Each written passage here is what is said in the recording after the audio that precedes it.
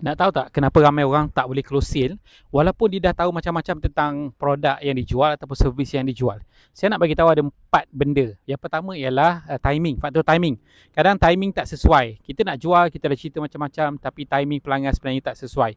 Okay, yang kedua ialah faktor gangguan ataupun distraction. Distraction ni macam-macam jenis distraction lah. Contohnya macam orang tu dalam perjalanan, lepas tu sampai ke tempat dia jadi dia dah lupakan kita.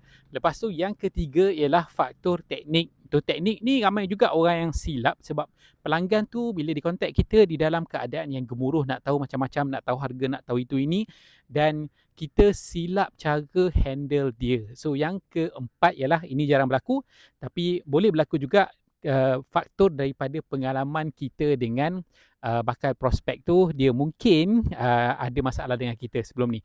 Jadi nak belajar lebih lanjut boleh dapatkan e-book Pakar Sale di bio saya.